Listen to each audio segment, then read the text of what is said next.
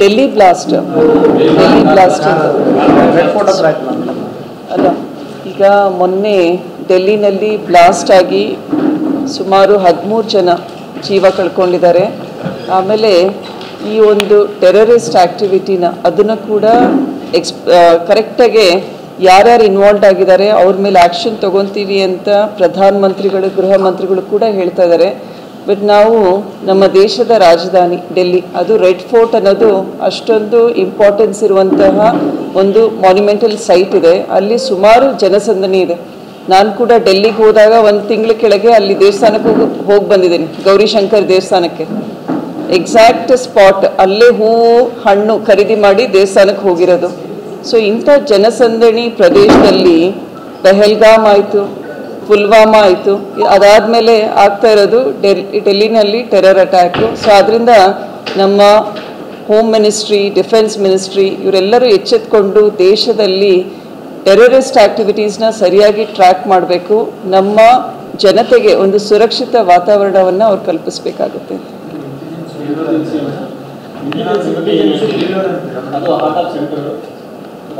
ಅಲ್ಲ, ನಿಮಗೇನು ಅನ್ಸುತ್ತೆ? ಆಗ ನಾನು ಹೇಳೋದು ಇಂಟೆಲಿಜೆನ್ಸಿ ಫೇಲ್ಯೂರ್ ಅಂತಾನೆ. It is clearly intelligence failure.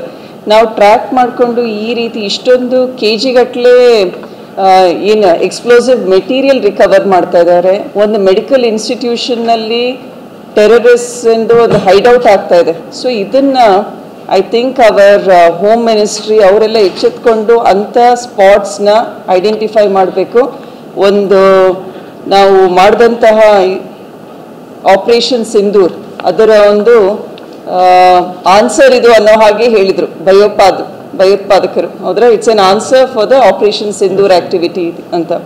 So ಇದ್ರ ಬಗ್ಗೆ ಕೂಡ ನಮ್ಮ ಕೇಂದ್ರ ಸರ್ಕಾರ ಇನ್ನೂ ಎಚ್ಚೆತ್ಕೊಂಡು ಕೆಲಸ ಮಾಡಿದಿದ್ರೆ ಇವತ್ತೇನು 13 ಜನ ಅಂತ ಹೇಳ್ತಾ ಇದ್ದೀವಿ. ಸೊ ಇದನ್ನು ಸರಿಯಾಗಿ ಟ್ರ್ಯಾಕ್ ಮಾಡಲಿಲ್ಲದ್ರೆ it's going to be very difficult.